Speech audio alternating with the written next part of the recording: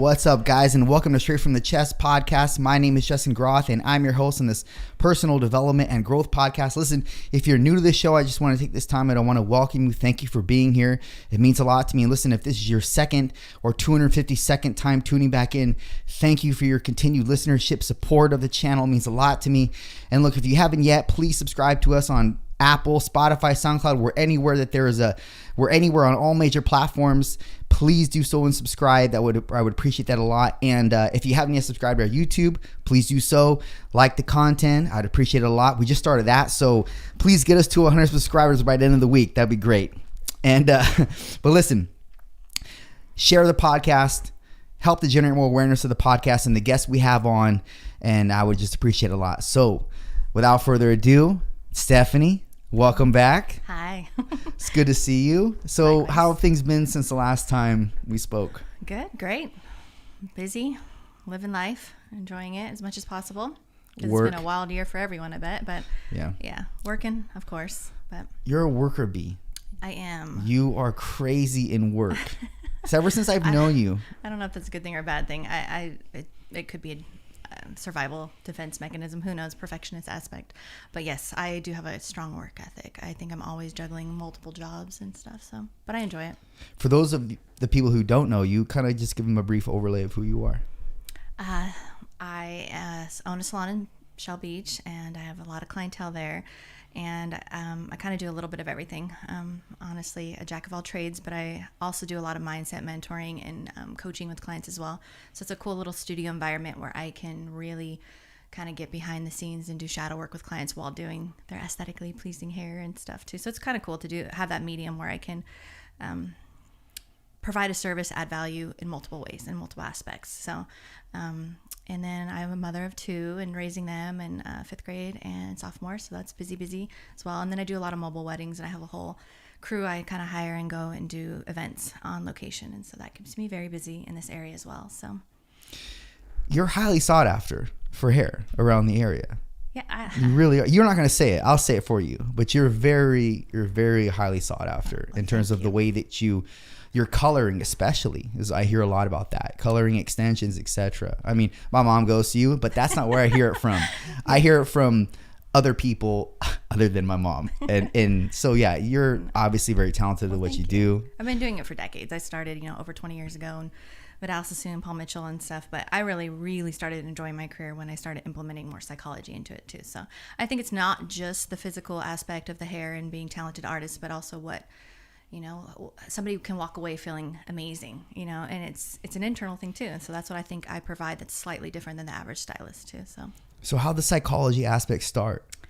I went to school for that, and not necessarily hair, but then I've always been fascinated with it since a young age, but then just poured myself into the hair thing, and then got pulled in that direction. But I don't know, I had my own spiritual awakening, I guess you could say, and it made me want to start implementing it more into my services. At first it was like birth charts, human design charts, things like that, and that was fun. And it kind of opens the door for people to be more open to the whole metaphysical aspect and spiritual side, and see that I was passionate about it. And honestly, when you're passionate about something, it makes people kind of pulled in. It's magnetic. And then I started realizing the more I was doing that, I felt more authentic. And then the more authentic you are and the more vulnerable and honest you are, you do build those connections. So it kind of just started spiraling that way, like holding up a mirror literally with clients, but also metaphysically. Like, okay, you talk to me for 2 hours about your husband in the trash can or something, and before this whole journey, I'd be like, oh dang. Now I go, is it really the trash can? Is it really that? Because I make you kind of look at yourself and what you did to create that scenario and what you could do differently. So I don't know, it just kind of started happening like about 10 years ago, and it's stuck and it keeps progressing. It's really awesome. So it's almost like you found a different avenue of identity almost, huh? Yeah, and it's just another little niche that even some of my clients themselves that are psychotherapists have started journeying to a different route, because they're kind of put in a box with their certificates and their certifications rather.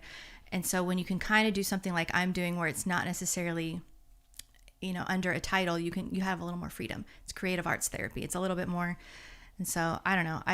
It's kind of cool to see some of even my own clients that are counselors and psychotherapists becoming just coaches, so they don't have that limitation of what they can and can't speak about. And so I think that's maybe why I was pulled into hair, because obviously I love doing it, but that's not the reason I got pulled to it. I really feel like it was because of the medium. I would be allowed to really connect with my clients. That's awesome to hear. And I really feel that's almost the same thing for me with training. I was going to say that earlier. Exactly. Yep. It's crazy. I don't think that the universe, God, however you want to see it, guided me towards training because it's training. Mm-hmm. I think it was the people aspect of everything, mm-hmm. Or of the whole component. You might be working on their physical aspect and their body and their health, but you're also working on their mind and their through them, yep. through mm-hmm. the fitness rather. Yeah, adding value that route. Yep. How was the feedback like when you started?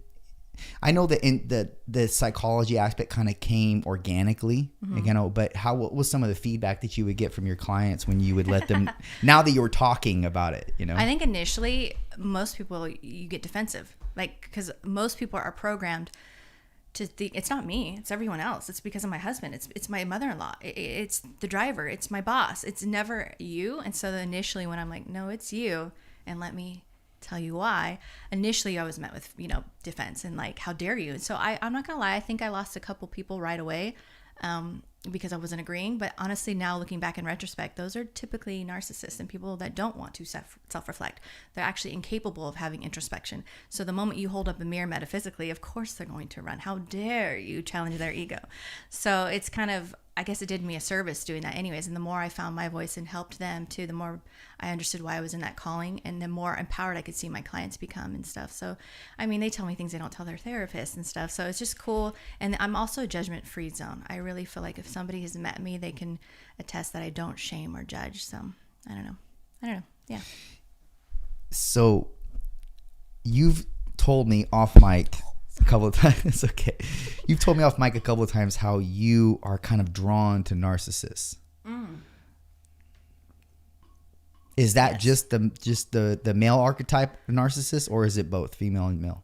I think we all have narcissistic traits. It's on a sliding scale, but Sure. I think there's certain attachment styles like dismissive avoidance that become a more strong narcissistic personality.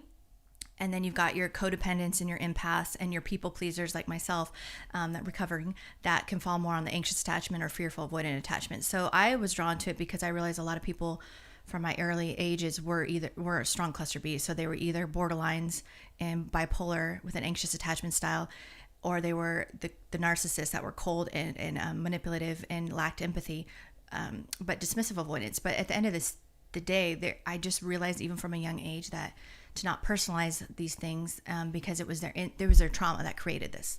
So I don't know, I guess I'm drawn to narcissists because I'm fascinated by the fact of that trauma and that arrested development, that child that's throwing the tantrum inside. I see that. And I guess it's the people-pleasing aspect of me that just wants to show them that they can be loved. But I also am now taking accountability of the people-pleasing toxicity. And it's literally the same. You're still looking outside of yourself. Like the narcissist is trying to get supply from other people. The empath, codependent, people pleaser is still technically looking outside of themselves to find that sense of self too. Regardless, it's the same thing and it's toxic. So I think I'm just drawn to them because everything's a mirror to me, honestly. And I guess I'm finding more about myself by interacting with them. It's really tricky to put into words, but... And this is predominantly males you're talking about, right? Not necessarily. And I'm noticing more and more lately to it. I've been pulled to more borderline males, and a lot of people are under the misconception that only females are borderlines, but there's a lot of male borderlines out there, which is still cluster B, which is still a narcissistic family. So they still endured a lot of the same trauma in their childhood that nurtured that arrested development as a child. And just one takes it more dismissive, perhaps narcissistic, and one takes it more anxious style, which is borderline. And they crave the emotion, they crave the relationship, whereas the narcissist uses it to feel fed but doesn't want to be there for emotionally. I can dive deep and talk about this for hours, though, but I guess I'm just drawn to cluster Bs, long story short. So, can you define a cluster B? It's bipolar. It's narcissism. But narcissism is not just your typical grandiose that a lot of people will, Trump or something. And it's like, no. There's so many flavors. And I think the ones that my particular dark flavor that I'm drawn to is the covert or the vulnerable. So those are often police officers or physical trainers and things like that. They tend to be a little bit more they can come across as very extremely nice and giving and kind, but then you start finding the manipulation happens kind of behind closed doors, and it's only the people in the relationship with them that can see that. So if they were to try to tell anyone else this is happening, I'm getting gaslit and manipulated, I don't know, it would, no one else would see that. So I don't know how to define the last relationship I was in, but she had been with a narcissist prior to me, and I'd like to think that I can identify one, but perhaps I can't. Or perhaps she was really good at her tactics in terms of getting me to do things. Not like that kind of sounds bad. Not like getting me to do things like I would just do things for her. I mean, getting her way with me when it came to things that I was wanting otherwise to be different. And I there are elements of me that are very loyal, and there are elements of me that could give a shit. So it's like if I'm very loyal to my car wash guy, I'm very loyal to him. I've been with him for the last 10 years, up until about a few months ago, because of scheduling purposes. I was loyal to my barber for 10 years, and then his scheduling changed, my scheduling changed, and I just couldn't find the time to get in. And then when I did get in, he wasn't there, etc. So I ended up going to somewhere else, and then now I'm staying there now.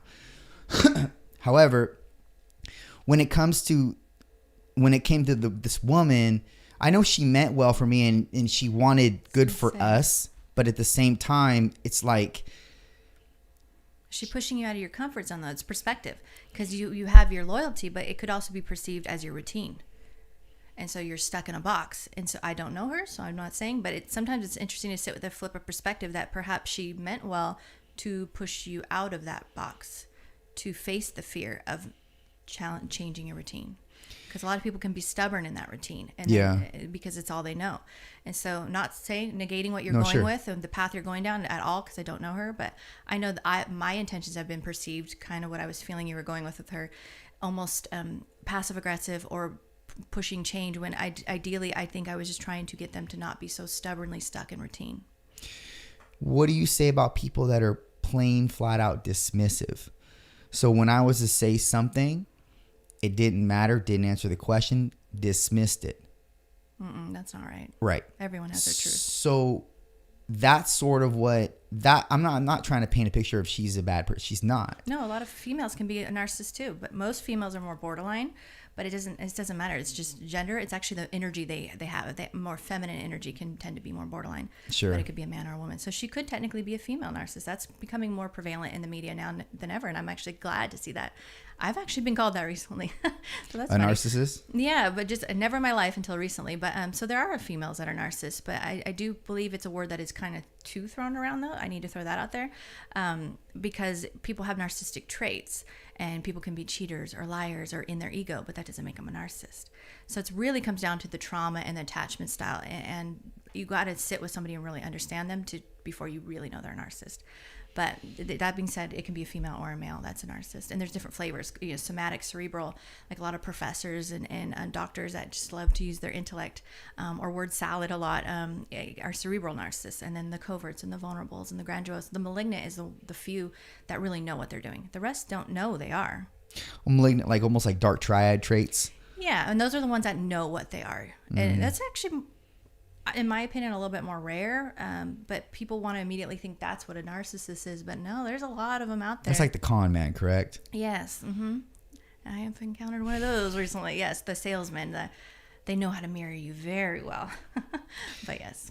Yeah, it's interesting. The whole personality breakdown is very interesting.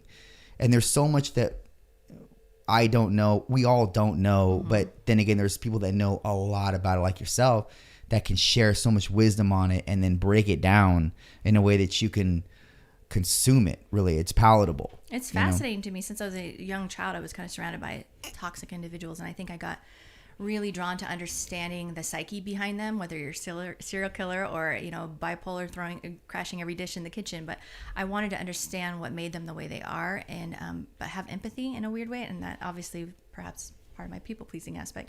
But then, because a part of me as the people pleaser that's recovering, wanted to know this to also be 2 steps ahead. If I could figure them out, then I can prevent the trigger. And so obviously I'm realizing that's toxic too. So I've got my own healing. Nobody's perfect here. We're all here to learn and level up and grow. But it's fascinating. People are fascinating. And I'm fascinated by people. Yes. Yeah, Very but you're much so. one of those people that is a fascinating person. I know a lot of people, and I met a lot of people in my life, and I'm sure you have too. Yeah. But there are certain people that just stick out, and it's not because just the way they look or anything like that. It's like who they are internally. You're very different. You're different in a very Good or unique bad? way. Yes. No. I mean that in a trigger. good context. I mean that in the best context. I don't mean that like, you know, I remember one time you told me, this is years ago, you said, I like to be a wallflower. Mm-hmm. Like, I just want to see and observe. Yeah.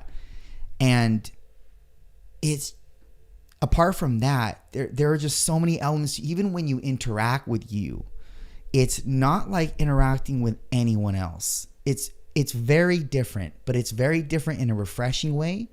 And it almost causes the person to have to chameleonize differently if they want to see the best from you or get the best out of you. I'm a 5'1" in human design, whether that resonates for anyone or not. I'm a mirror. So correct. I can bring out the best in you or the worst in you too. So even just breathing, I can trigger you. But I'm also an INFJ Sigma. So basically, I am kind of different. You're not going to find me everyone's different. Let's not, put that in a box. But I'm very quirky, and I do feel misunderstood as a result of that. But we're like less than 1%. And the 5-1 in human design, what that just means is it's the heretic and the investigator. So I fall back, investigate everything, and that's the 1 line. And that means I want to know everything about everything. So I can come forward as the 5, the heretic, the Jesus, the disciple, the one that tells you this is what needs to be done, and with its knowledge. But as a result, you can be painted black pretty quickly, like Jesus was too, I guess you could say, as a reference, he's our savior, he's telling us. And then all of a sudden, in 1 second, they don't want to do the work, they don't want to have the accountability, painted black. So you're what's wrong, you're the problem. So it helps in my line of work because I can hold up a mirror. It's literally the mirror. So so I can see people's shadows too, let's just put it that way. So hence why I'm drawn to narcissists and cluster Bs, because I see their shadow, but I don't personalize it, and I don't judge it or shame it. But yes, if somebody is willing and wanting to kind of level up and grow and kind of face some stuff, I'm the person you should probably talk to, is what I'm getting at. Because yes, if you want to grow, I will trigger that within you. I don't know. But it's not for everyone. That's why I kind of tend to fall back as an INFJ. I guess you could say we almost want to be alone because it's where we're peace. But the moment we interact with people, we trigger often. So You're triggering with people? very much so. I would never guess that. Just by breathing. Oh, well, just anything you might feel. Like if you can't say it's something simple and small, I can't figure it out. I can't figure you out.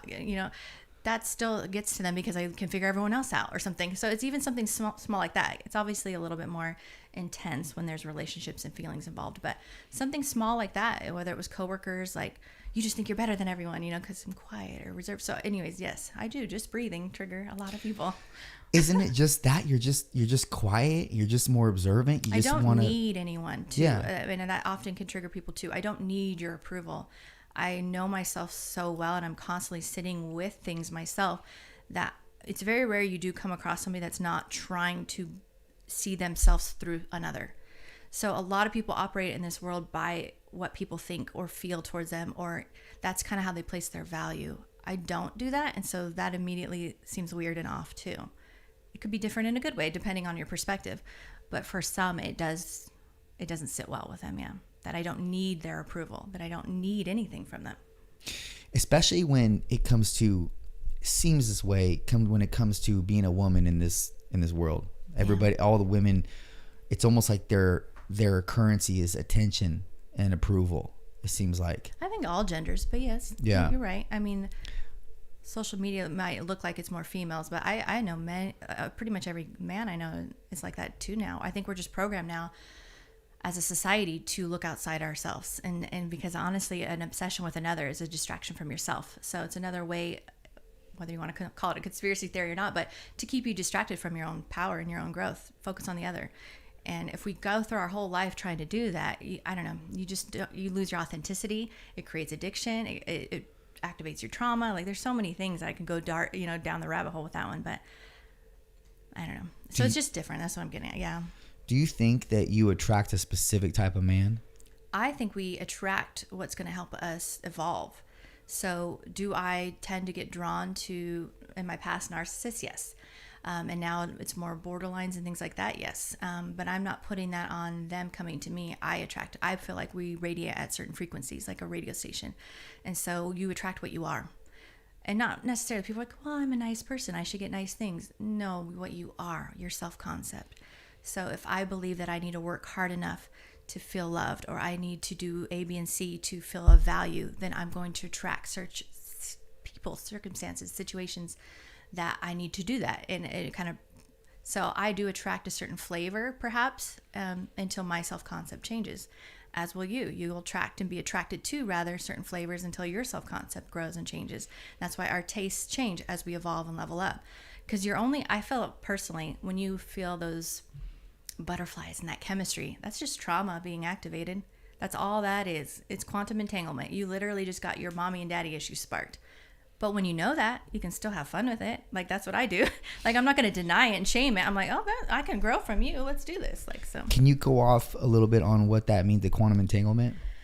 There's certain science and physics involved where they are proving now that, we're all connected. And in certain, you can be, here, and a cell here can actually vibrate at the same frequency as one across the world. And if something happens to that one across the world, immediately the one here is going to do the same thing.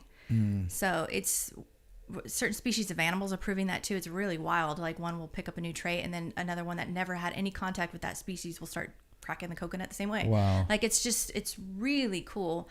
So I just feel like everything is connected. I don't know. I can get very metaphysical, and everything's cool when you just, I don't know, when it really makes sense that everyone is you pushed out, then yes, you're attracted to certain things, but only to show you certain aspects of your shadow. And then when you sit with that, you integrate it, then you level up and you have new flavors you get pulled to, new people you're attracted to. So you use the word shadow a lot. So can you kind of just... I'm a big Carl Jung fan and Alan Watts, and they speak a lot about your shadow. And I honestly believe that's a big tool. And often a lot of religions will do it too, but a big aspect of this matrix and in this learning journey, I feel like, is integrating your shadow. That's what your ego is. That's what you survival mode. It's your subconscious that is running your life, but you think your conscious mind is, and it's not. Your self-concept, who you believe you are, your trauma, everything that happened to you is running in your shadows. And Agreed, it's dormant. Yep. That voice that talks to you, that tells you need to do A, B, and C, or you're stupid and you're never going to be good enough, that's your shadow.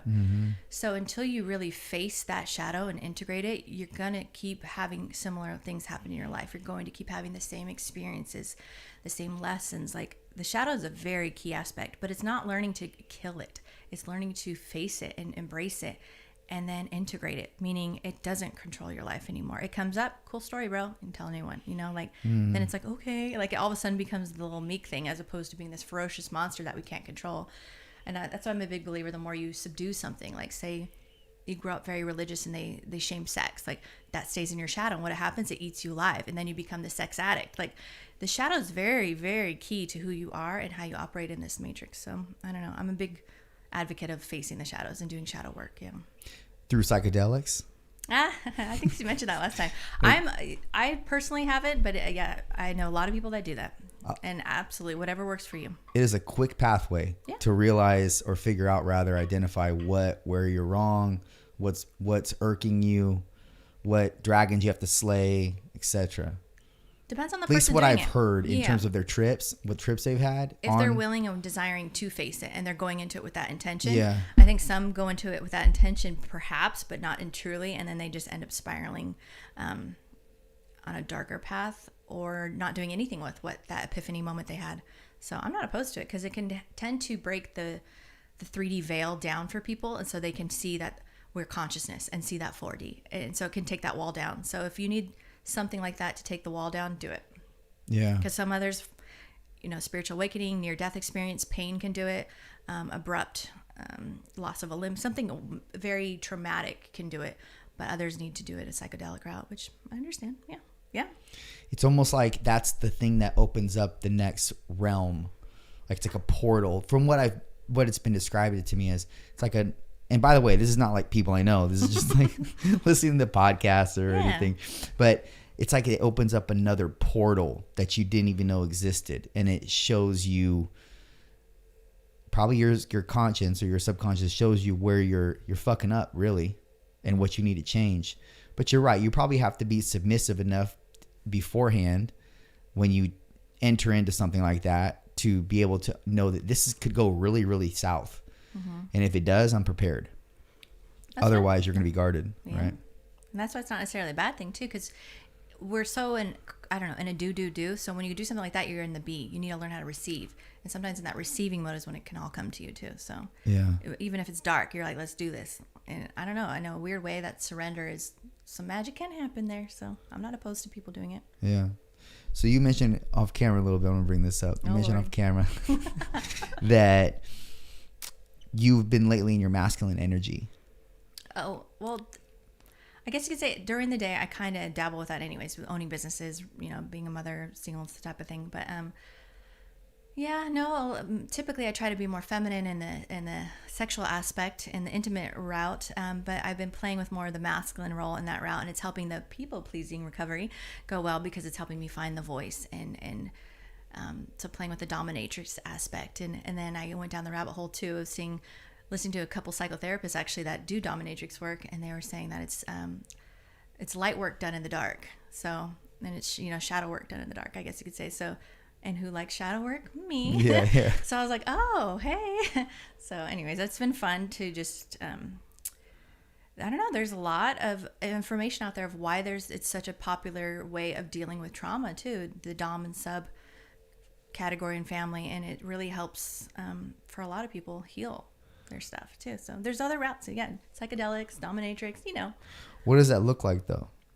It just depends. Everyone's scene and scenario and flavor is going to be different. So you're wanting seriously details here? No, honestly, it's just there's different roles, and a lot I think that more of us are resonating with is more of a femdom. So you're still in your feminine energy, but it's more of a goddess energy, and it's more of a telling the person what to do, and and they're enjoying it being the sub, because a lot of them tend to be in their masculine energy so much. So for them to finally release that in a place they can be vulnerable and be told what to do and not have to be the decision maker, it's really freeing for them too.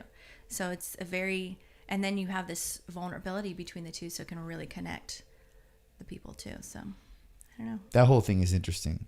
I've never done it. I've had clients and friends talk about it. It's just in the in the last year or so I've played with that, and I can see why people do it now though. Yeah. So I want to kind of go off a little bit. You posted a long time ago, maybe not a long time ago, probably about a month ago, a post about masculinity, and it was like a reel of sorts, talking about it was like almost just pictures from what I remember, and essentially pedestalizing masculinity for what the man does and what he puts himself through. I just don't like how, as a society, we tend to be a lynch mob, and the pendulum needs to stop swinging from one to the other. The moment you think one's oppressed, you're oppressing the other one. So it's kind of, you save the dolphins, you kill the turtles. I don't know. But so I just saw a huge wave of people in my circle and online really demonizing the masculine man, and the white male in particular, but which I understand, and they're allowed their truth and their voice. But in my mind too, I think I'm all about flipping the frame and showing a new perspective. And I think what we need more than ever is masculine energy. And that's it's not something to be shamed, and it's not something to be demonized. I get people say, toxic masculinity is different than masculinity, but just like narcissism is thrown a lot too, like you really need to sit with what you're doing, because the moment you call all men that, like, you're putting everyone in a box. I'm not a fan of anything being put in a box. So I just shared that post to really, because I do think men, they do a lot of things that the female can't do. That's a reason we're different. So I don't know. I stopped shaming one more than the other. I mean, the ultimate journey is to integrate both masculine and feminine energy within, but on a 3D aspect, still love each gender for what they can do and what they bring to the table. So you get pushback from that? that Of post? course. Always. Did you read the pushback? Not really, not a lot. I honestly don't have a ton of female followers. But so the pushback I got was more of the feminist males. So the ones that really stand up for femininity and stuff. I don't know what title and label. Why do you think that is? Why do you think men stand up for that? That's a rabbit hole one too, but that's their own trauma too. Like a lot of people have this, and it can fall into the category of some altruistic narcissists too. It's another way of shaming and judging and oppressing someone else so you feel better. So it's still their own insecure attachment trauma. It's still their own wounds that they're projecting. So and it's also a way of them maybe adding value and being seen as part of the group now. Now the women are taking them in at least. If the man shunned them because they weren't masculine enough, now the women can at least take them in. There's multiple reasons. It's hard to say this is a broad thing, but it is very interesting out there though, with a lot of the projection happening and nobody really truly, I don't want to say nobody, a lot of people not sitting with the reason they're doing what they're doing. The projection is coming from their insecure attachments and from their addictions and trauma. So I don't know. Yeah. You have probably a scientific way of explaining how or why they're like that, why feminists as males exist. The way that I would see that is just they can't get women, so they have to submit themselves in their own masculinity because they think that women will be more attracted to that. And so that they will, okay, well, now I'm accepted by women because I'm for women. But I've never met, I'm not saying they don't clearly exist, but never met a woman who doesn't want a man for a man. It's almost like me, I don't want a woman that's a man. I want a woman that's a woman. I want a feminine woman. It depends on what energy you're primarily operating in. A lot of these feminist males, they might be in a male body, but their energy is very feminine. So therefore, they're fighting for feminine causes with their energy.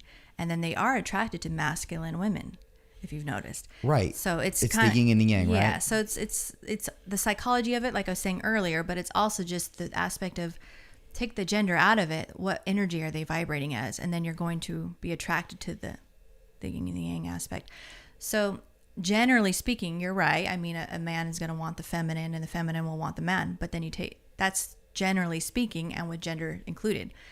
But it's tricky because more than ever, whether you want to blame it on chemicals in our food or, fluoride in the water or whatever, but they're more than ever, we're seeing a lot of male genders have feminine energy and a lot of female forms have masculine energy. That's why you're seeing the whole rise of the feminists and the Me Too. It's very masculine energy. Why do you think that is? There's speculation, like I said in a minute ago, like whether I think they're trying to do all these studies that it's our food and our man-made grains and our the sugar implemented and things that have soy, whatever it might be, that has really thrown off our epigenetics and our way of seeing life and our energy. I personally, I guess I more subscribe to it's just meant to happen. The pendulum's kind of going way over here and it's going to balance out again. So it's not something I think we can prevent, but we should be observing it and understanding it, but trying not to feed it. Because I feel like eventually it'll balance out again. That's tough not to feed something. And everyone I talk to is like, how do you do that? And I'm like, I don't know. But trust me, that's where the magic spot is. I mean, just stay out of it, I guess. That's just how I do it. Observe and don't feed it. Yeah, exactly. Because whatever you give your attention to, you're feeding. So I can observe it. I can make a comment about it. But then I'm not going to go to bed stressing about it. Like, just don't feed it. But it's happening. There are a lot of people that they make it their sole mission to just that. And what they don't understand is they're perpetuating the very thing they don't desire. Because what you feed and you focus on, you're literally making it grow. So, whether it's oppression or I need this title or I need this label, and they're creating, they're putting themselves in the box doing that. But yeah. Oh, well. The relationship aspect is very interesting because you're right. Obviously, there can't be two masculines and there can't be two feminines in a relationship. It has to be. It can happen, but it is. You've more seen of that? Yeah, if they're both dismissive avoidance, they do very well. It's almost like a business arrangement. Correct. Yeah. So the chemistry technically isn't there, but it can happen. It can, but it's usually too dismissive avoidance together or too anxious or something like that. So it's different, but yeah, it's a little more rare, but it does happen. Yeah. If it's not in a would you say it's not, if it's not in a business arrangement and there is the chemical equation there, it would have to be, you would think, because us, how we evolved to want the counterpart. Mm-hmm. So it almost makes sense to, like, I can't, how can it work the opposite way unless it is a business arrangement? Yeah, and it's yeah, you're not growing, you're not loving, you're not maybe even sexual, but you're perhaps understanding each other's needs to pay the bills, go to work or something, and leave each other alone. Then it works. Because it would be like yin and yang that's not real then. That's not truth. And we know the yin and yang is no, but true. you can be friends with like another yin, you know what I mean? So it's more of that dynamic where friends, yeah, but not there's not going to be chemistry and lovers and right. passion where you're going to grow. Yeah. Right. We were talking also briefly, excuse me, I want to bring this up, about conspiracy theories and stuff. Oh, yes. And one of the things that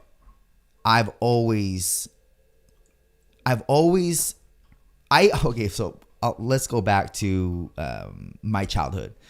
My dad loves these fucking Bigfoot shows and the UFO shows that are on History Channel. And so I got naturally, pulled into that as well. Mm-hmm. And History Channel does a crazy job at doing like all different types of, I guess, covering all parameters of aliens and where they could exist and everything like that. And then Bigfoot, and then that, and I've slowly just come to know that, look, you can believe in Bigfoot. You can believe in the people that have seen Bigfoot. I'm not disputing that. I don't even care. For me, I have a tendency to think more logically with this. And if Bigfoot's been around for all these years, but they've never recovered a body that, like, fucking ever, even if they have hair in the tree branch. And by the way, I think all those episodes that document the hair, quote unquote, or like the tracks, that shit's fucking Hollywood. That's not. Yeah. But as the viewer, you like get pulled in, and that's why the shows did pretty well. But you logically think about it, it's like, if Bigfoot was alive, and I'm not talking about we had a Bigfoot sort of type archetype way back when called, I think, Gigantopithecus. So that was like the closest to Bigfoot we got, right? But that's extinct, obviously, from what I understand. It just seems to me that and again, I don't know shit, but there would have been a body recovered by now. At least one motherfucker would have found him. One dead, but one. Like that's never happened. So that we know of. But it's that's like, the only thing. if you found one, the first thing you would do is take it to the media. You would think. True, but then it's weird because I'm following you. I actually resonate with that as well. But the thing that's a trip, though, is the whole dead internet theory and the whole media being all owned by the same people. You used to be able to Google all these different journals and Tumblrs and all of that, just 10 years ago. Now you literally can only do 10 pages on Google and it stops. They're really controlling what you see. So perhaps something was found, like I don't know, they're finding something like a fish that has been around since the dinosaurs, and I don't know. That's interesting. So there's stuff like that. Like, so perhaps that is that species that was extinct that is now back, but they limit the information that we have. But that being said, I still resonate That's with interesting. I didn't think of that, but that's a possibility for sure, that they would, because they do the same thing with UFOs. Yeah, of course. With everything, actually. They want you to, they can push a story in the media, or they can never tell you about it. They literally are programming. That's all the TV and media is programming. So turn it off. But no, they could withhold information. They might have all this information. Do I resonate with that? Not necessarily that, but is it a possibility? Perhaps. And they wouldn't tell you if it was. I agree with that. So, why do you think they wouldn't tell us so? Because we couldn't handle it? No, because it's not necessarily we couldn't handle. I honestly think whatever they can do to keep, and I say they, but I think most people hopefully are onto that by now, they tend to want to keep you asleep. The more you know that there's other this or this or that or that, there's more than what's here, the more you wake up to your truth and of the I am consciousness and your power and how you're the conscious creator. And I think everything is orchestrated and doctrined to keep you asleep. Everything, including the information you're given or not given. your food, everything, the media, everything is to keep you small. How much money you make. Everything, keep you small. I remember a while back, I had a friend that told me she used to listen to Grant Cardone. You familiar with Grant Cardone? Mm-mm. He's a big real estate mogul, among other things. But he very wealthy and made a lot of his money, well, I think mostly, or if not all of it, the commercial real estate. Anyway, he had said something, and he might be sort of the archetype that I had a podcast with that I sent you the link to. Yeah, it's my favorite. Sort of like that, possibly. However, maybe some small differences. But he told her, he didn't tell her, I'm sorry. She heard him quote, "If people tell you it's not all about money, it's because they're," I don't know. He didn't use a pejorative. He just said like it's people that tell you it's not all about money are just poor mindset or something like that, right? And I thought to myself, this is years ago, and I thought to myself, I contended with that a little bit, and I said it's all about doing things you love, and that's not all the time going to come with money. Doing things you love. But what I was missing there was the aspect of freedom, financial freedom. Mm-hmm. You can have a lot of money and be prudent and integral with how you share that money, or rather save that money, and what you use it on. That could actually benefit a lot of people. So by that token, it's good to be wealthy, but it depends on how you distribute it. It depends on how you use your wealth.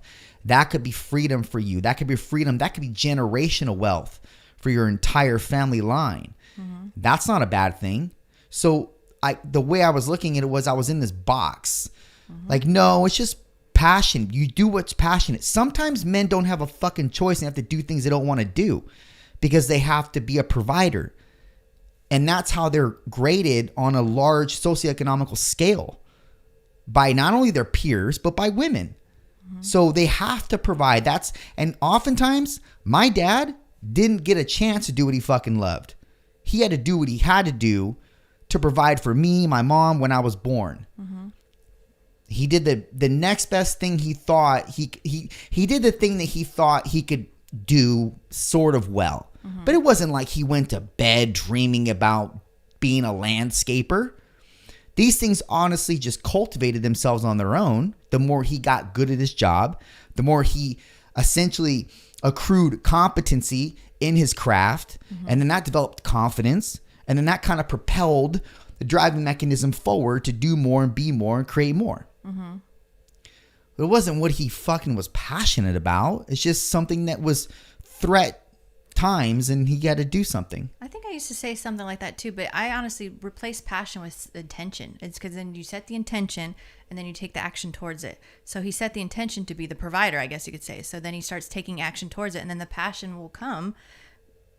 Or you can do it the other route too, honestly, but I don't know. What's the other route? Well, meaning you can pursue your passion. Go for it. Oh, correct. Yeah. But obviously, I think when sometimes people push too much, they're not in the receiving mode. They're not in the be. They're do, and they're missing that intention. That being is where the magic happens. So when you set the intention to be the provider, you set that. But that being said, going back to, yes, you're right, the whole being the provider. But why don't we tell a new story there too? That money, because in that generation, we've also been programmed to believe that we need to work hard for money. Let's tell a new story. That there's abundance for everyone. Like, we can have financial freedom and we deserve that. It's our birthright. And so I'm trying to reprogram myself there too, because I've been programmed to see that too. Like, work hard, make it happen, go after I don't know. And so who instilled that in you? It's a generational thing too. That, your parents, and I didn't necessarily have some, but I saw some, that it was just their generation. Be quiet, put your head down, do the hard work, make it happen, which I get. But it kind of programmed us to think that we need to work hard for attention, for love, for money, for anything. Well, then the generation behind us goes, no, you don't. And then we get triggered by them. Like, there's no one that wants to work, It's the pendulum. Once again, what I was saying, one was real extreme, one's the other. The sweet spot's in the middle. That anything you desire, you can have. You wouldn't have that desire there if it wasn't meant to happen. You can literally create anything you desire. But it's setting the intention and trusting and believing that it's yours, and then acting as if it's already yours. So that's the sweet spot. If I want financial, I was almost programmed, our generation, to think money is evil or it's dark or this or that, and just work out that, right. You know what I mean? And now I'm like trying to reprogram myself that no, it's not. I'm allowed to have financial freedom. I'm allowed to live and not just be in survival mode. Like, fuck this shit, you know? Yeah. I don't know. Like, I just feel like we need to reprogram that by literally believing that we deserve it, and we don't need to always be the one providing and always be in the do mode, but learn how to be as well. And just, I don't know. No, you're right. Like the balance Yes, between the be and the do. Yeah, absolutely. That matters. And it's hard to find that balance when you're always doing. And I think they almost back to that, keep you in the doing, like keep you in the distracted, keep you, and then because that sweet spot is the be. Like, honestly, the moment you just sit back and you just know it's yours, doesn't it come to you? Like the moment you're like, fine, I don't even care about that anymore. Doesn't it come to you then? Like, it's that sweet spot of stop trying.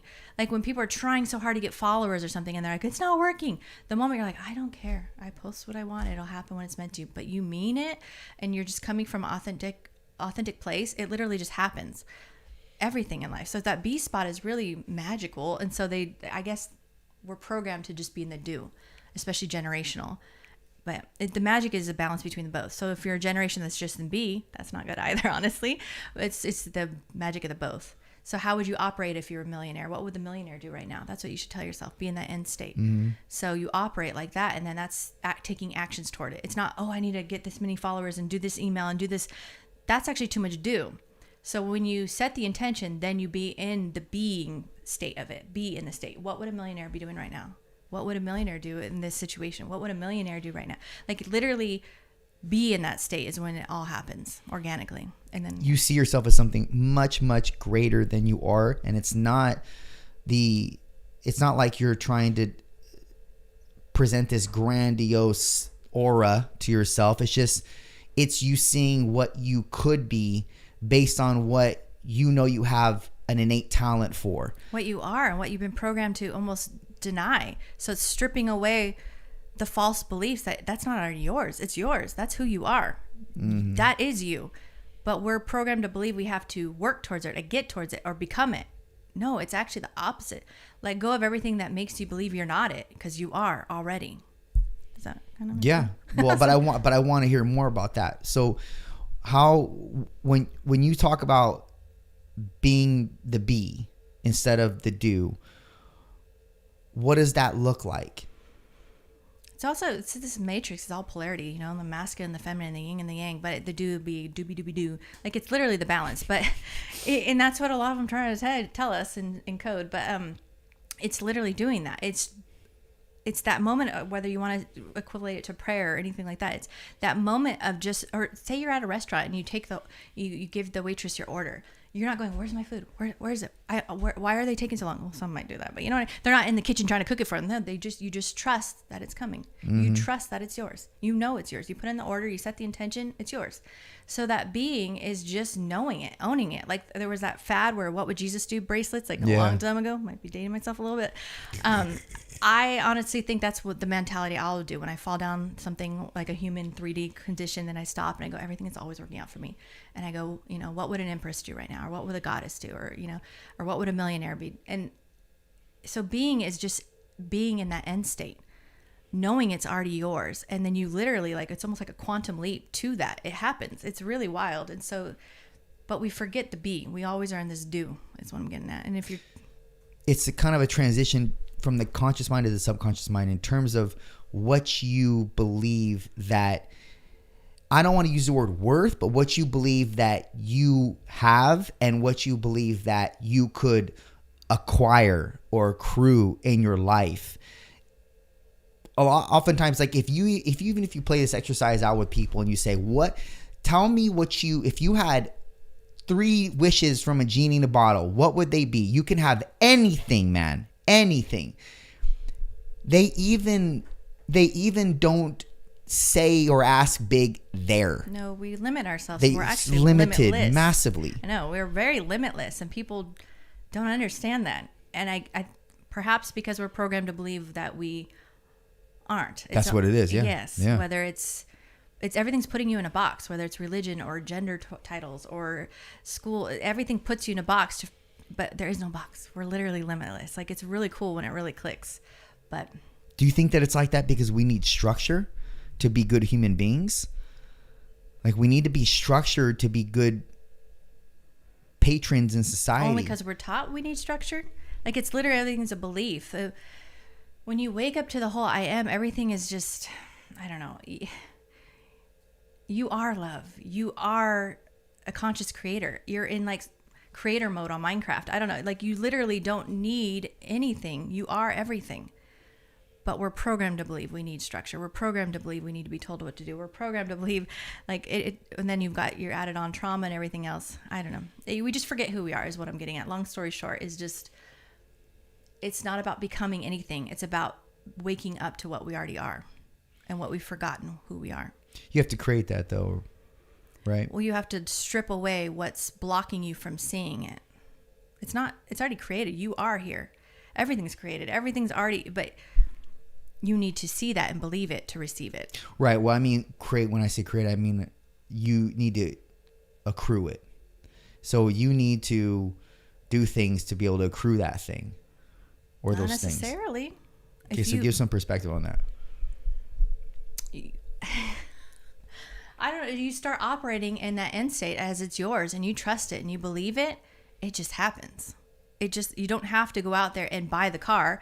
You'll have an opportunity where it's just literally given to you or something. Like, it's funny. I was just thinking about Lamborghini in my garage. Oh, see, there you know go. I mean? But you got to operate as a Lamborghini owner. Then what would you do? Like, maybe you go get a keychain that has that on there or something. You know, like maybe you click it or whatever the sound is and you play it on your computer. Like, yes, you literally need to believe it's yours and literally sit. I keep saying literally, because you really want to do it physically and sit with the thought of it. Imagine it. Play that scene like it's a movie over and over of you going into the garage and clicking it and hearing that sound and revving it up.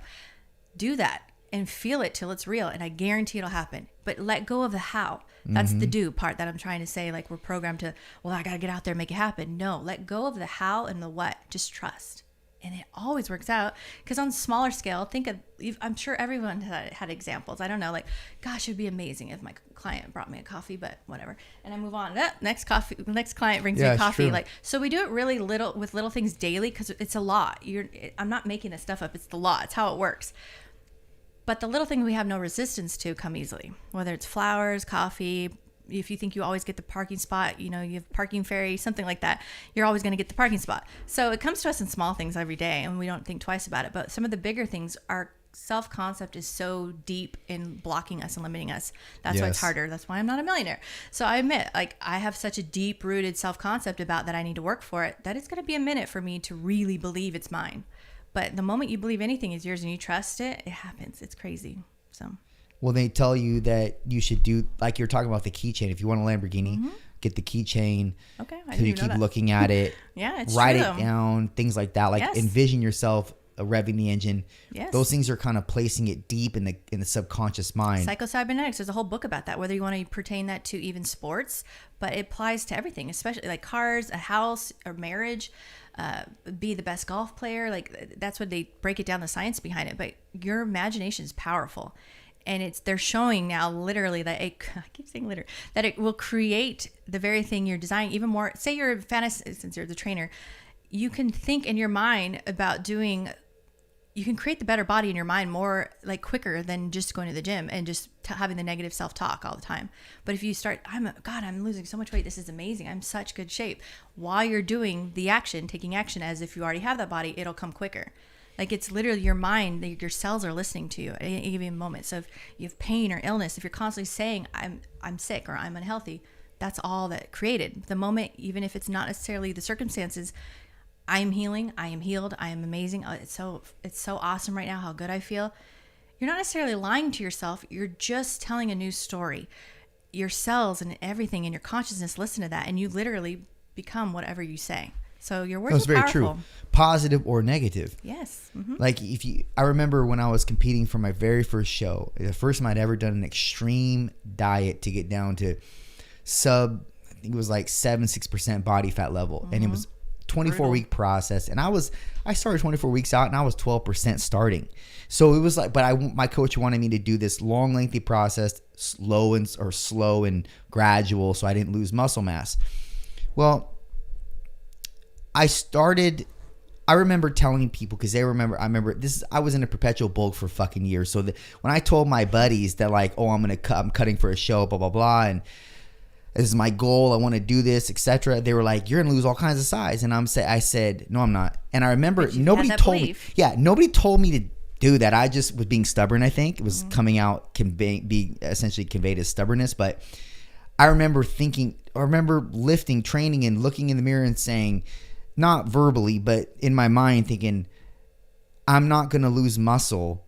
I'm just going to get lean. I'm going to defy the fucking odds, essentially. Like I don't know that you really can't do that, but I remember telling myself that shit. And when you bring up cells and you bring up, chemical reactions in the body, essentially, there are elements to that we don't understand as humans yet. And so it could exist. You could defy the odds, possibly.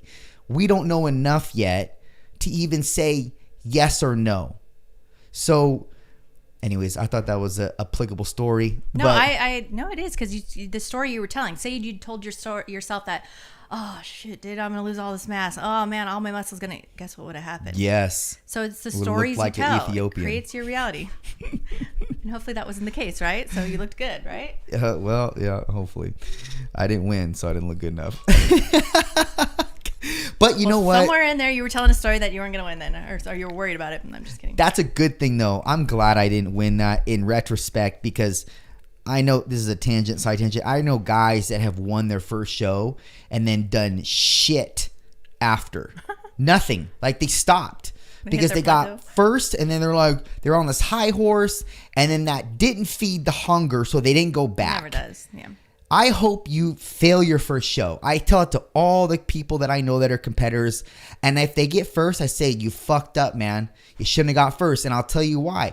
Because now you think you're fucking Mr. Hotshot. And you're not going to try as hard now. It's just subconsciously, you're not going to do that. You're not going to try as hard. You're not going to be as hungry. Because let's face it, you're not Mr. Olympia. You're not fighting for a title or anything. There's no money on the line here. You're at the amateur level. So if you got first, that just bloated you up like a motherfucker. And now you think when you go train every day, you're good. You're not good. And you're, again, defending nothing. So what's the threat? Like if you're at a high level in Olympia, like Arnold Classic winner, you have a title to uphold. There's money on the line. There's financial freedom on the line. Your family's well-being is on the line. Lifestyle is on the line. None of that exists at the amateur level. So I hope all competitors lose their first show. I think it depends on their intention. What if you run a marathon that you're not making any money? I don't know. So maybe some of them did it just to prove that they could do it. So maybe it depends on the story behind it. That's definitely there. I just feel like the inflated sense of bravado or what have you can sometimes be a bad thing. Although most of the times it's a good thing, because it's better than feeling depressed and low and cynical and apathetic, etc. But I guess it also depends on your personality type, your profile, your psychological profile. That matters too. That goes into the equation. So if you're me, it's a good thing that you don't do good the first show. Well, what did you learn from not winning your first show then? Because it might just be the people-pleasing perfectionist in you that, now I got more to work on. Yeah. That's not necessarily a healthy thing. So the first show I got fourth out of a fairly decent lineup of like 11 or so. So I didn't feel too bad, but it only made me want to. I called my coach up and I said, I want to do another show in a month. And then I did another show and I won that one. And then I got this bug and I went to another show a month later. I did 6 shows. This is like erroneous to think that you would do this if you were a competitor. But all the competitors that are listening or people that are into bodybuilding, they're going to think I'm crazy for doing this. But yeah, a stint of 6 months, essentially with one show in between, I did show after show. And because I got this addictive. What were you getting out of it? What made you? It was the competition aspect. It was competing with myself and proving that I could do something that was really fucking hard, and not like hard in the sense of like laborious, although training is laborious, except the perpetual dieting and not being on, firing on all cylinders pretty much for 50 weeks, but not 50 weeks. I lie. The first 12 weeks of dieting when I first started my first show was all right. And then it just got gradually worse with every subsequent week that went by. But then you're in the thick of it when you start doing these shows because you're already, single digit body fat. Mm-hmm. Trying to uphold your work, personal relationships, navigate through that by all the while by not firing on all cylinders and being moody and, because you're on this caloric deficit for the majority of the time.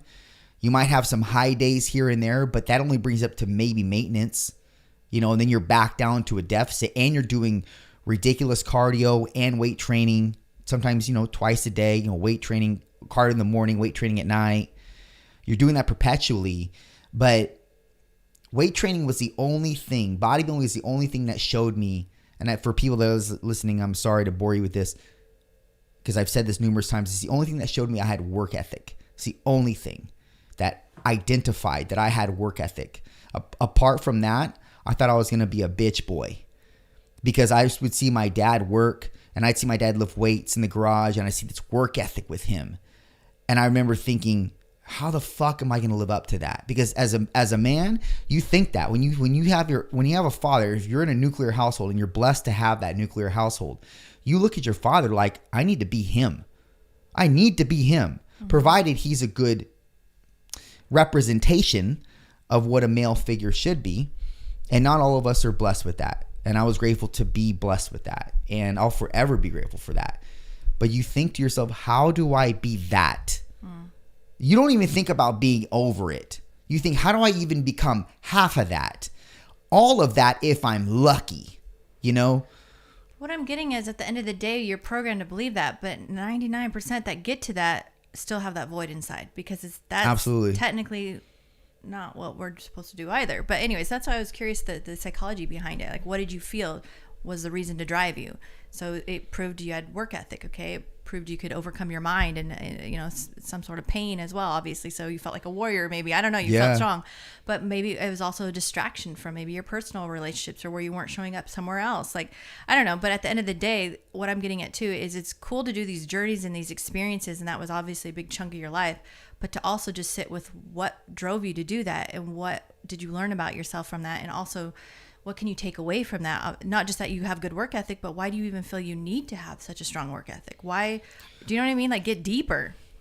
If I was to get deeper with that, the only thing that I could think of is that it is the male imperative.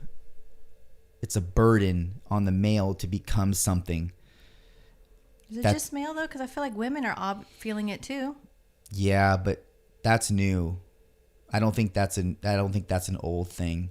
This has been infused in us biologically for a millennia. You got to protect, you got to provide, and what that looks like modern day is you got to create something. You got to build something. And so when that imperative is on you and you feel it, but you don't know how to, you can't even define it. You don't know how to circumvent it. You don't know how to cultivate this certain thing. What does it even look like? When you get windows into when I say windows, I mean when you can, I guess, peer through a window and realize, oh, I have that. That's something that I could possibly implement and add to me becoming a better, more prosperous male. Like when I say prosperous, I mean becoming something of utility. But I guess what I'm getting at is, aren't we programmed in general that the man needs to go out there and do to provide value, and then the woman needs to do A, B, and C to be of value? What I'm getting at is, at the core of it, that's not true for either genders. We shouldn't have to prove anything to be of value. We're valuable as we are. And so a big part of this lesson of life is just understanding that and not needing to go out and prove yourself and to keep striving for another level and to keep doing, myself included, all of us, whether it's intellectually, physically, emotionally, whatever, but we're always trying to do more, whether it's trying to avoid pain or seek pleasure. You're literally never just being and understanding you're amazing and you're valuable and you are loved just who you are. You don't need to be a provider.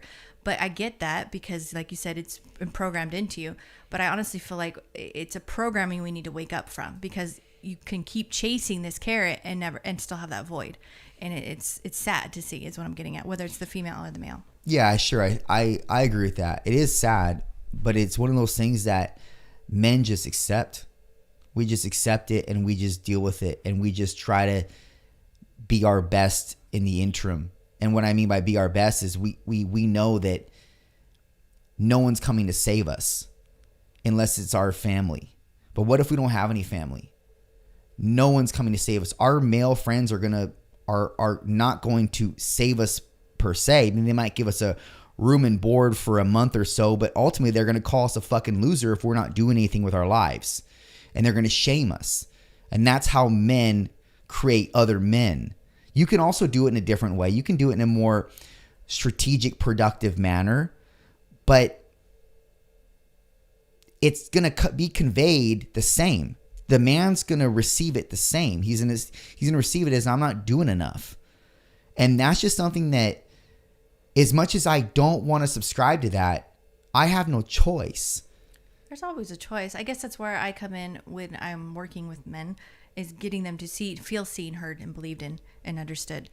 I don't think we have to subscribe to how it's been done. And maybe in a weird, off the topic way, that's what they mean by toxic masculinity, maybe, because there are aspects that are not right and they shouldn't be, and we should sit with how we could, I don't know, we are getting to a better spot. I think more than ever, I have a lot of male friends that are being more open emotionally than they've ever been, I think, in their past, because their fathers didn't open up ever, and we saw how toxic that was. Heart attacks being the number one reason men die. Like, you should not suppress the heart chakra. Like, speak your truth. Be open with that femininity and that vulnerability and that honesty. And so I do see more of that happening. So perhaps we can reprogram the fact of you aren't just a value of what you can provide or do. So I don't know. That's probably the reason why I do this podcast. Mm-hmm. And I started doing it because I would do it by myself and I would just talk. And that was my way of, providing therapy to myself. Mm-hmm. And I've spoken openly on this podcast before about the fact that when I was young, I would always talk to myself.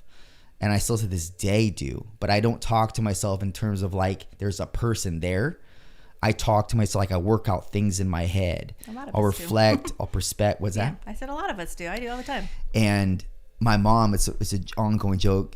She may have told you this.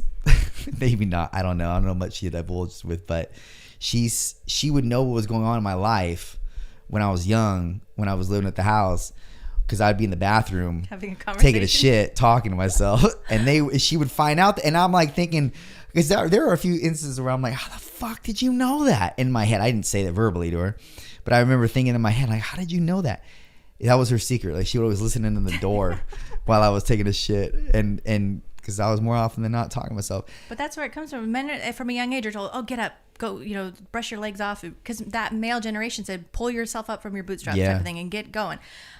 I'm raising two sons, and so I'm all about conscious parenting. Like, I want them to have their truth and not personalize in others. I want them to speak what they're feeling, even if you don't know, because a lot of times you don't. Like, when people are like, well, what's going on? You're like, I don't know. I don't know is a good way too to start. You just be like, my heart is hurting, but I don't know why. But men aren't even typically allowed to even say that when, in that generational growth, like, just suck it up. You're fine. That is so detrimental to you as a human and soul, and I don't know, and integrating the masculine and feminine within. I don't know. I think we're just at a different place right now where I know that's the programming we've been conditioned for, but I do feel like it's changing. That's all I wanted to say. I don't know. And I know you mentioned that I don't think it's possible, but I feel like it is.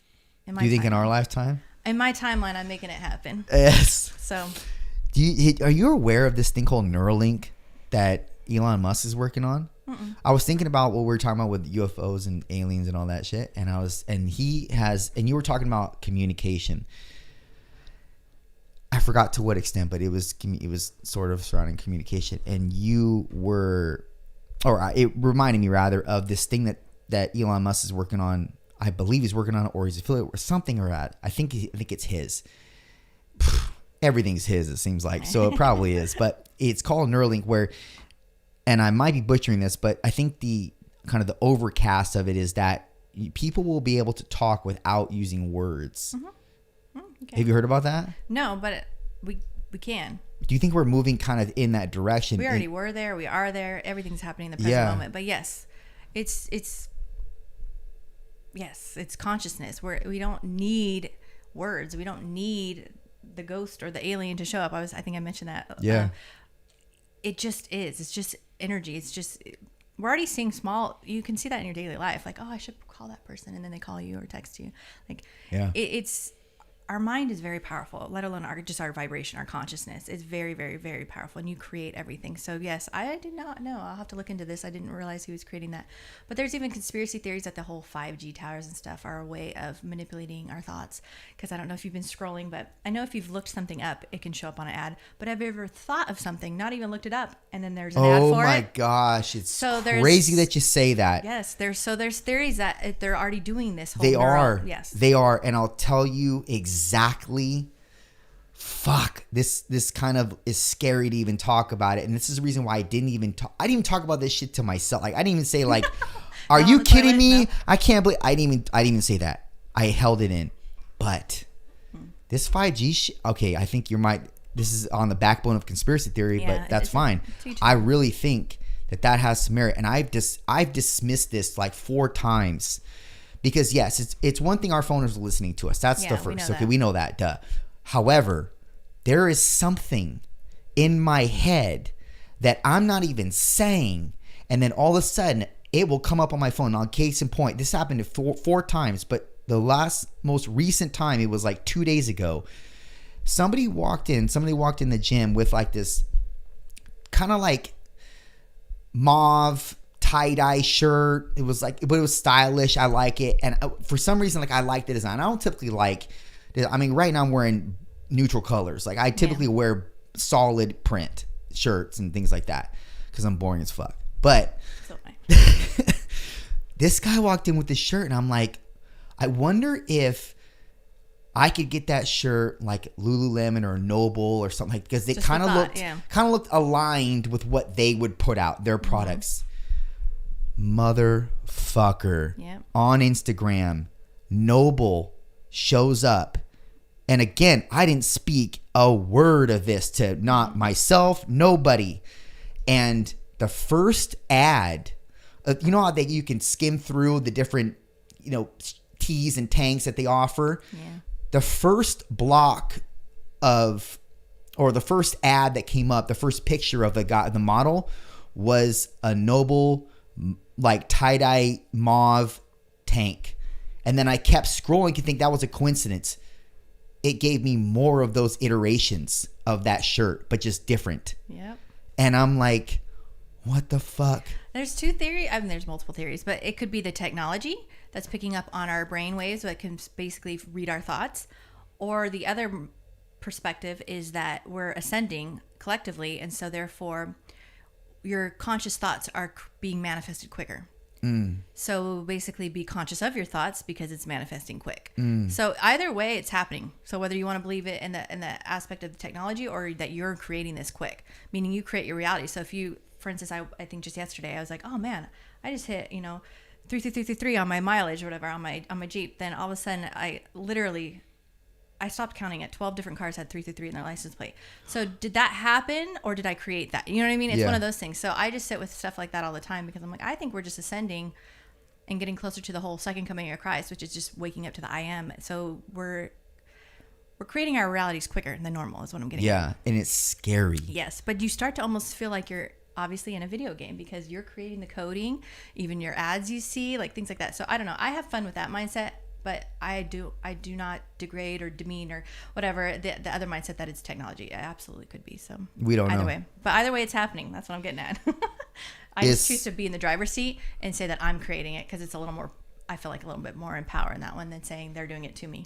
It's wild. Yeah, it's crazy. Really, really wild. It makes me not want to think because I'm very private. in a lot of regards, and I don't like when people know certain things that I don't want them to know. I only dispense with things that I want people to know, clearly. And I mean, there's not a whole lot in my life. I'm not that interesting. I'm not doing a whole lot. I'm very predictable. There's not a whole lot of variation in my life. There's not skeletons in my closet. Like I don't like anything off-putting really that much. Like I'm just kind of basic, you know.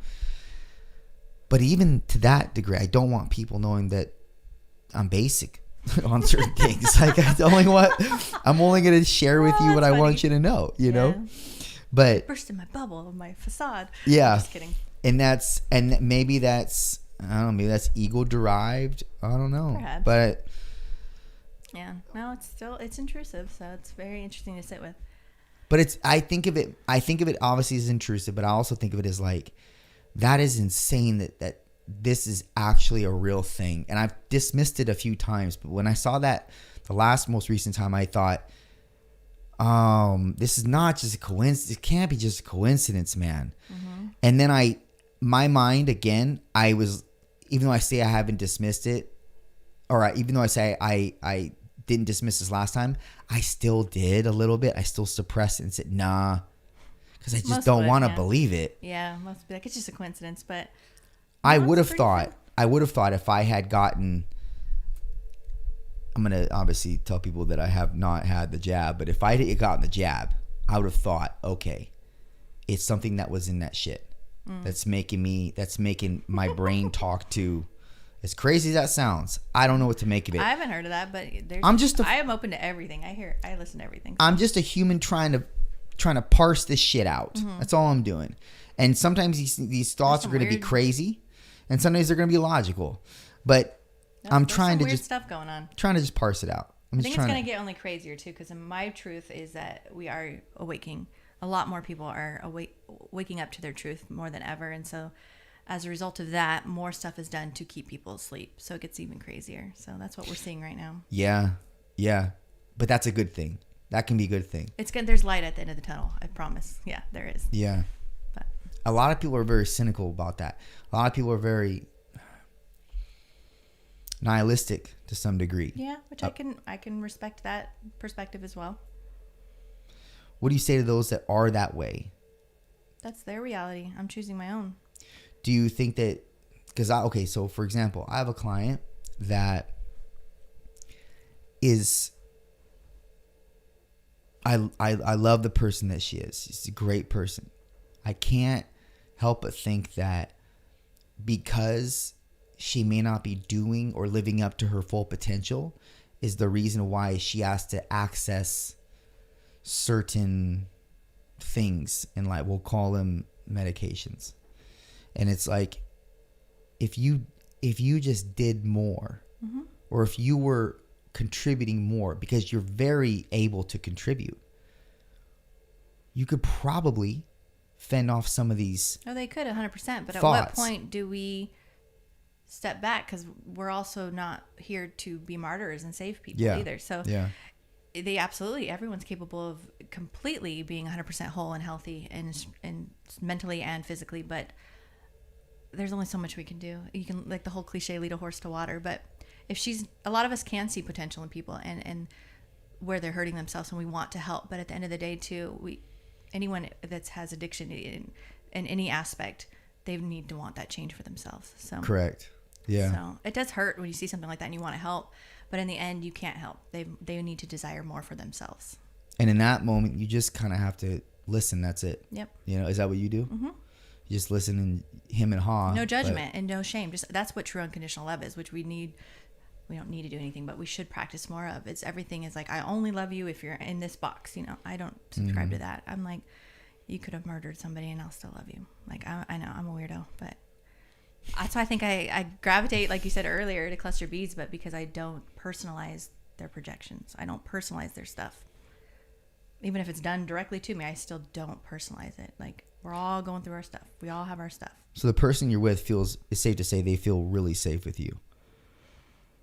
I would think so. They say that. So, you know, I tend to be in somebody's corner as a rock and battle their demons with them.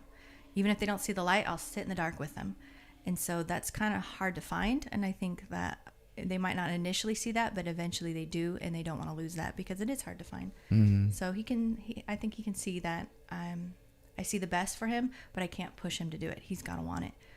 But I hold space for him while he does it on his own. I feel like it should be like that with any relationship, friendship or romantic, is you do your work, I do my work, and we come together and we evolve together. But too many times people go to marriage counseling or whatever, and they just want the other one to keep change. And you got to do your own work. And so that's kind of what I did say with him, to do your work, I do my work, and we come together. But I hold space for you while you're doing that work. Because no one's perfect. We're all growing and learning here, and we all have our trauma and our addiction and our attachment styles and shadows. So it's safe to say that you put forth more of the masculine energy in that relationship? Yes, I would say. Mm-hmm. That's not how he is normally, or is that how he is with you? I think we do a switch role too. The more you evolve, the more you're able to switch. So, during the days we can both be masculine, and then behind closed doors, and when it's more just us and intimacy, he might desire to be more in the feminine, and I can be more in the masculine, or maybe there's a day where it's vice versa. So, and I think that's a healthy spot to be in. You shouldn't just primarily stay in one energy. I think that's actually quite damaging to your growth as a soul. So the more you can integrate both, the more you can do that swish and play, and back to the whole do as well. Like the more you can really understand the dance, and not, I know this is silly, but like a piano, like you can't have a true song with just dark keys or just light keys. You need to play both and enjoy the dance and enjoy the song, and I don't know. So it's all about playing with both and not shaming either one. I don't know. Do you think that would be confusing to the person to try to find their identity? It depends on your level of emotional intelligence. The one that's perhaps it could question. Yes, I've done that with previous partners where it started to question their identity as a result. But I think if you're at a certain level, you can face that and still own your truth and say, no, I don't know. So perhaps it could, but is that a negative thing? Like, it just depends on, back to the beginning conversation, I might trigger, but is that a negative? It depends on if you want to grow and face your shadows or not. So it could question, yes. But depends on the person, whether that's a good thing or a bad thing. In your experience, how has it been? I've seen both. Oh, you have? I've seen some where they took it very negative, and then I was painted black as like making them question their sexuality or who they are and all that. And then other times where they've never felt more free, because now they're not needing to say that they're bisexual or gay, but no, they like women, but to not be shamed for something like that, I don't know. Or for liking the opposite sex. Mm-hmm. Or for just wanting something that is considered taboo or kinky or something, but that doesn't necessarily make them be that. Why are we putting a title or label on it? So I can hold space for a masculine man being in their feminine energy and not judge or shame them, and not have to put a title on them. Just because you're in your feminine energy, that doesn't make you, quote, gay. It doesn't. And so, I don't know. If you're open to that growth and that journey, I feel like my energy can definitely invoke that within somebody. So it just depends. Here's a question for you. This is a big question. Oh, Lordy. Okay. It's hot in here. If you were to meet a masculine man, we're not talking about alpha, we're just talking about a masculine man. Misconception, yes. Mm-hmm. Yes. Alpha is just a mindset. Beta is a mindset, correct? Yeah, and a lot of alphas aren't true alphas. Let's just put it that way, but okay, keep going. So if they're like just adopting masculinity, okay, and let's say they make $3 million a year, top 1% of males in the world. Probably less, because they're tall, handsome, they have good morals, they come from a good background, they're everything that is the stereotypical archetype male that is the specimen. Okay. But let's say you're attracted to this man, and you're like, just physically off the rip, you're attracted to him. And then all these other things are just additional, right? The fact that he is an exceeding provider, and let's say he's physically fit so he can protect you, etc. And you meet him because he comes in, gets on your books for a haircut. Okay. But he is a masculine man, meaning that he will not accept a masculine woman in any format. He only expects, so let me get through the story. It's like some masculine men like alpha females. No. Yeah. Okay, so, but let's say this guy doesn't, and he will not accept that. Yeah. But he's got no kids, and he's never been married, and he's looking for this woman, so to speak. And he proposed, like, you go on a couple dates, you get to know each other because you're interested, etc. And then you guys have the conversation. Maybe on the fourth date, you guys have the conversation. So there's some investment there. You've maybe spent a collective of 8 hours with this individual. And he says on this fourth date, I really see this as being something. And I would like to see where it goes in the future. However, you should know something about me if you haven't already picked up on it. I only will do well. I know it's about me, and you may not know this yet, but you'll know now. Like, this is about me. I can only blend with a feminine woman. Mm-hmm. And so that means the submissive aspect, the supportive, the cooperative, etc. But I am going to fulfill everything as my duties as a man for you. If you'd like to work, you can work, but you don't have to, because I pay for everything. My money is our money and your money is your money.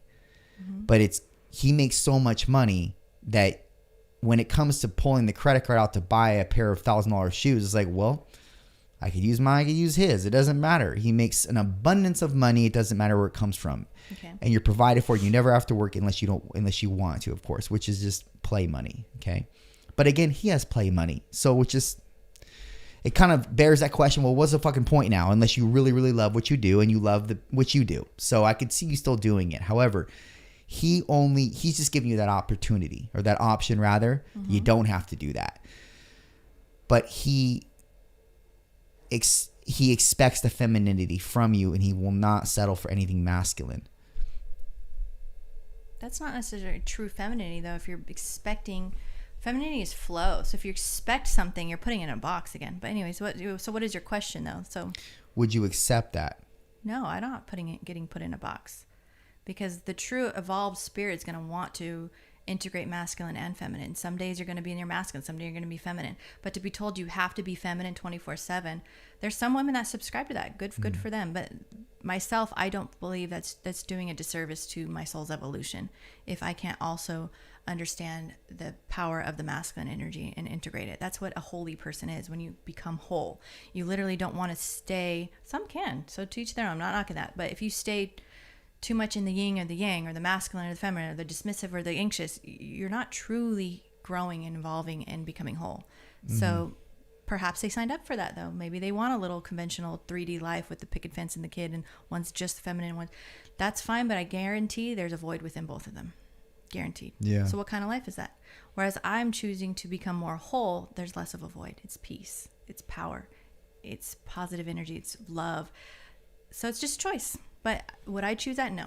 Because I would feel like that'd be, no matter if you're a billionaire, it's downgrading it to me as far as what I came here to do and achieve. So where do you see yourself in, let's say, 5 years? I don't really do that. I'm all about the present moment. So I feel like everything's working out for me. I'd imagine perhaps doing exactly what I am doing, what I've been doing for decades, just enjoying what I do and connecting with people and helping them in their spiritual journey, while also really learning a lot about myself by the reflection of what's going on in my environment and my reality. So just growing and evolving. And I came here to play. I think we forget that. So in 5 years, I hope I'm playing. I hope I'm playful and still kinky and loving and positive and enjoying life, because we forget that and we get too much in survival mode. And so I think I'll still be successful, and I'll still be kicking ass at life and have grown children and exploring, adventuring, and just enjoying my time here while I'm here. So I came here to play and have fun. Yeah, you've been doing a lot of adventuring. I've been loving seeing the different places you've been. I love nature, yeah. Yeah, awesome. You took a picture one time about, like, you were next to this, I think it was a rock or a waterfall, I forgot. You were somewhere, it looked like Arizona. I could be wrong, but I mean, where were you? Garden of the Gods. It's in Colorado. Okay. Beautiful, yeah. Yeah, and that was a crazy sight to like see how big everything was and how small you were. Like just it's even more so in person, but yes, it's beautiful. I don't know. I'm not teach their own, but I don't know. Nature is amazing, and we forget how beautiful. Even in California, everyone wants to shame California, but there's so much beauty here. So, but in all the states, so I'm on a kick of that. Yeah, especially in California, like the ocean, everything that we have there's a lot here that we undermine and forget. Yeah, mountains and national parks and redwood trees, and yeah, there's a lot of gems in California. So much to see, so little time because I'm obviously working so much too. So I'm trying, but anyways, yeah, 5 years playing. Where are you gonna be at 5 years?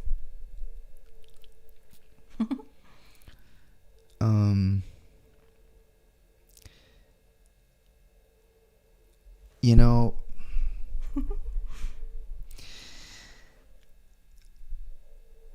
long pause. I don't. We don't need the answer too, though. That's what's we've kind of generally. I don't know.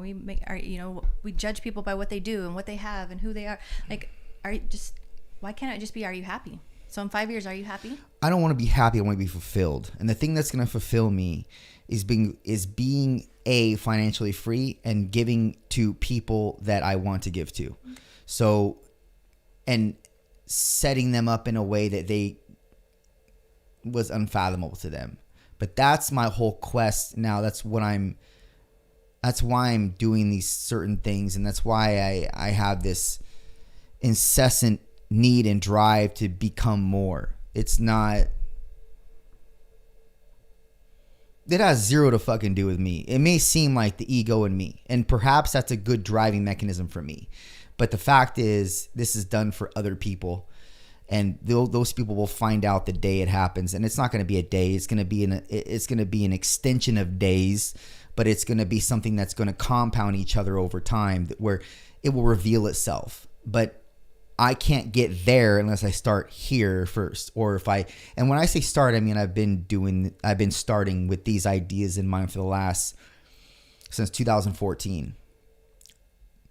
So 5 years, I don't know, I could get to where I could get an opportunity, or I could have something external come my way in a month or two or a year. I don't know, but the outcome, the end goal outcome is to be able to provide exponentially in ways that don't exist in my family line. They don't exist. They never have, and they probably never will. But I'm going to be the one. And so that's the reason why I do anything. All right. I haven't answered that question. I don't think anybody's asked me that, and so that's why I had to sit with it for a minute. Yeah. Because even saying it's still sort of nebulous. I can't even really bring out the words right now, even conveying it currently. But that's the best I can come up with. No, it works. I know you have a lot of places to be. You got a lot to do. You have a busy ass life. I'm surprised I even got you on the podcast today when we did. Literally walked right from work to here. Yeah, that's how it was last time. I think so, yeah. It almost always is. But you're immersed in something that you find immense value in, and you love the ministry that you're in. I mean, that's essentially a ministry. Like, what I do is a ministry. It's my own ministry. You may not frame it that way, or maybe perhaps you do, but other people might not frame it that way in their lives. But what you're doing in terms of providing contributing to people, rather, is the way that you're using yourself in terms of the ministry you're providing. It's that you're the ministry that you're providing, essentially. Well, also self-reflection, growth too. So I think a lot of people can get in this position where they're helping others and adding value, but they also forget to sit with themselves and how they're growing and evolving, because that's only going to further help you help other people. So anyways, I just see a lot of people in that position that don't actually stop to do their own work too, just constantly helping everyone else or adding value. But you need to stop and constantly check in with yourself and do your own work too. Like people pleasers? Yes. Yeah. You're kind of that way, you said. Yes, and I see little parts of it in you too, so that's why I'm throwing that out there too, to make sure that your value isn't just isn't just depending on what worth and value you can give to other people and what you can provide for them. That shouldn't be your only value. Yeah. on a subconscious level, because consciously we can say that, no, I know I'm a good person, but subconsciously we feel like it's what we do for others that makes us a good person. So and it's like you don't want to receive it. Yeah, receive that aspect. The balance of that too, learning to receive. That's the B. I wonder if it's just for me. By the way, I'm not trying to excuse it. Is maybe just the goal. It's just a goal that I have that I can't let go of. Then there's a reason it's there. So set the intention and then act as if it's already yours. So Amen. do it. Amen. Well, let's end it there because again, I know you're busy, but tell people where they can find you. Sugar High Studios or the Saucy Siren on Instagram. Yeah, social media, I guess. But Facebook? No Facebook? Stefani Picchi. Yep. There you have it. Stephanie, thank you again. You're welcome. Thank you. Thank you. Done.